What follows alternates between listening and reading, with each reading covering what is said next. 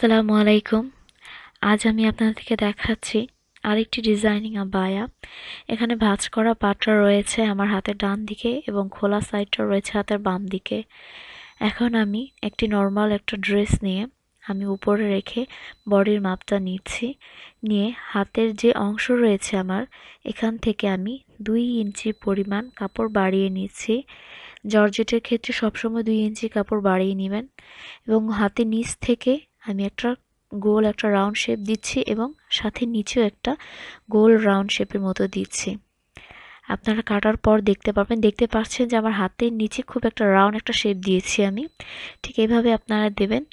দিয়ে এখন আমি ফোল্ড করে পিন আপ করে নিয়েছি। এখন আমি দ্বিতীয় পার্ট যে রয়েছে ব্যাক পার্টটা কেটে নিচ্ছি। সিঙ্গেলভাবে কাটার চেষ্টা করবেন, কারণ জর্জেট কাপড় সিঙ্গেলভাবে কাটলেই ভালো হয়, দুইটা একসাথে কাটলে মাপ সঠিক আসে না। তো এখন আমি দোনোটা একই মাপে একটার উপর আরেকটা রেখে কেটে নিচ্ছি। এখন আমি পিনগুলো খুলে নিয়েছি। এখন আমি দেখাচ্ছি হাতাটা আমি কিভাবে করছি। আমি হাতাটাও সিঙ্গেলভাবেই করছি। এখন আমি নর্মাল যে আমার ড্রেস রয়েছে সেই ড্রেসের হাতার যে মাপ রয়েছে তা আমি এইভাবে করে রেখে বডির মাপটা নিচ্ছি। হাতার মাপটা নিয়ে ডট ডট লাইন দিয়ে দিচ্ছি। আমি হাতের নিচের অংশ থেকেও 2 ইঞ্চি পরিমাণে কাপড় বেশি রাখবো। তাহলে হয় কি অনেক সময় আছে জর্জেটের কাপড়ের কাটার পরে মাপটা সঠিক হয় না।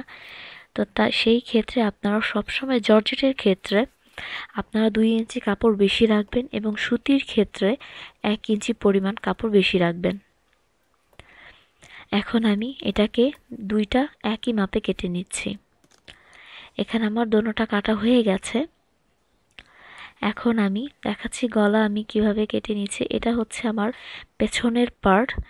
এখানে আমি কলার স্টাইলে দেখাচ্ছি, বাট আপনারা না করলেও কোনো প্রবলেম নেই। আমি জাস্ট শো হিসেবে দেখাচ্ছি। আপনারা যদি না চান এবং সামনে এবং পেছনে দোনোটাই আপনারা গোল গলাও দিতে পারেন। তো এখন আমি এখানে পেছনে যদি আপনারা চান গোল গলা দিতে, জাস্ট শুধু এই পরিমাণটা আপনারা বাড়িয়ে নেবেন তাহলেই চলবে। প্রথম পার্টটা আমি আপনাদেরকে দেখাচ্ছি এখন। প্রথম পার্টটা আমি যেভাবে কাটছি ঠিক একইভাবে আপনারা যদি পেছনে গোল রাখতে চান এভাবে আপনারা কাটবেন। এখন আমি এটা হচ্ছে আমার সামনের পার্ট আমি কেটে নিচ্ছি। এখন আমি দোনোটা পার্টকে খুলে ফেস টু ফেস দিয়ে আমি এখন পিন আপ করে নিচ্ছি। সবসময় মনে রাখবেন সিলি করার আগে যদি আপনারা পিন আপ করে নেন তাহলে সেলানোর সময় খুব সুবিধা হয়। এখন আমি এখানে পিন আপ করে সিলি করে নিয়েছি। এখন আমার যে মাঝখানের সামনের যে পার্ট রয়েছে তা আমি মাঝখানে এইভাবে করে ভাঁজ করে নিয়ে সামনে দিয়ে কেটে নিচ্ছি, কারণ এই আবায়া হচ্ছে আমার বোরকাটা হবে সামনে দিয়ে খোলা থাকবে। তো এখানে দেখতে পাচ্ছেন আমি কেটে নিয়েছি কাপড়টাকে। এখন আমি এইখানে আমি সেলে দেব। এখানে আমি কাপড়টাকে একবার আপনারা চাইলে একবারও বলটাতে পারেন বা দুইবারও দিতে পারেন। দেওয়া শেষ হয়ে গেলে হাতাটা আমি লাগিয়ে নিচ্ছি। লাগানো শেষ হয়ে গেলে চারো সাইড সিলি করে নেব। এখন আমি দেখাচ্ছি ভেতরের যে অংশটা আছে কিভাবে করব। আমি এখানে কাপড়টা ভাঁজ করেছি নর্মাল সালোয়ার কামিজের জন্য যেভাবে কাপড়টা আমরা ভাঁজ করি সেভাবেই নিয়েছি। এখানে আমি দুইটা কাপড় একসাথে কাটছি।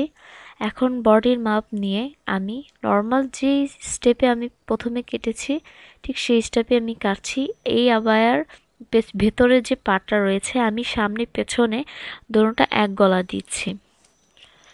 এখন আমি নিচ থেকে একটু গোল করে কেটে নিচ্ছি এবং নিচ দিয়ে রাউন্ড শেপের মতো দিয়েছি।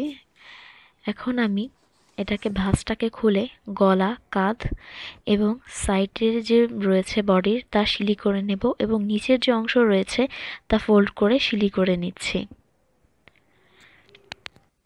তো এখানেও রেডি হয়ে গেল ডিজাইনিং আবায়া। খুব ইজিলি ভাবে দেখানোর চেষ্টা করেছি।